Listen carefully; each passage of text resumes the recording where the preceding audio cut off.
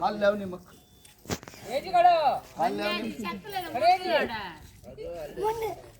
కాళ్ళు లేవని మక్క అలవాటు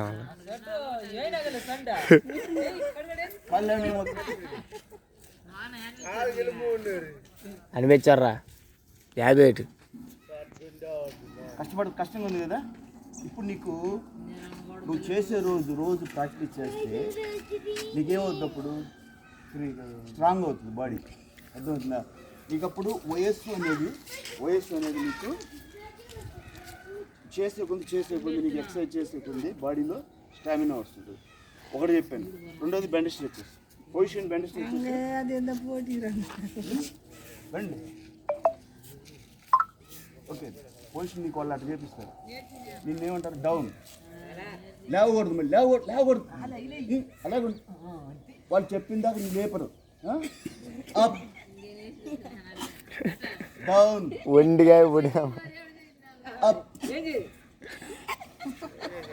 డౌన్ డౌన్ ఏ కాకా ఏ అప్ ఏమన్నా పేతుకి down up down up down up down up. చూడు, నీ వయసు చిన్న వయసు. ఇక్కడ ఎంత ఉంటుంది అమ్మ వయసు? చూడు, 19లో హ్యాండ్ పవర్ లేదు. ఈ డెవలప్ చేయాలి, సరేనా? రెండు అక్కడ చేపిస్తారు. ఇప్పుడు మనం చేసింది ఓకే, బెండ్ స్ట్రెచెస్ చేపించాను.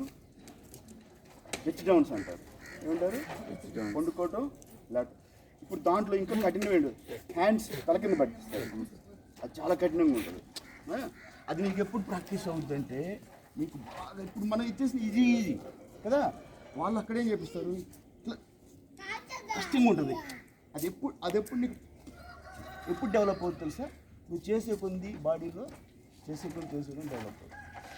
సరే, రెండు. నెక్స్ట్ వచ్చేసి అవి ఉంటాయి. ఏంటి? బార్ ఉంటుంది. బార్ పట్టుకొని లేవాలి, హ్యాండ్స్ మీద పైకి లేవాలి. ఓకే, బార్ పులప్స్ అంటారు. పులప్స్ 3. ఒకటి రన్నింగ్, ఒకటి బెండ్ స్ట్రెచెస్, ఇంకొకటి rich downs. Okay, pull-ups. Okay, కొన్ని దిక్కులు మీకు దీంట్లో పారామిలిటరీ ఫోర్ లాంగ్ జంప్ కూడా ఉంటుంది. లాంగ్ జంప్ అవి మనకి ఈవెంట్స్లో చెప్తాను నేను. నువ్వు దేనికి సెలెక్ట్ అవుతున్నావు, దేనికి అప్లికేషన్ వేస్తున్నావు, దాని ప్రకారం మనం ట్రైనింగ్ తీసుకుంటాం. ఎక్కడికి వెళ్ళాల్సిన అవసరం లేదు. మనకి ఇక్కడ చాలా బాగా బోర్డు లొకేషన్లో మీరు చేయండి. ఒకవేళ నేను చూస్తాను బిఎస్ఎఫ్ పక్కన, బిఎస్ఎఫ్కి అయితే ఏ ట్రైనింగ్ ఎలా ఏ ఈవెంట్ చేయాలి. ఓకే, సరే, కట్ క్లోజ్ చేయండి.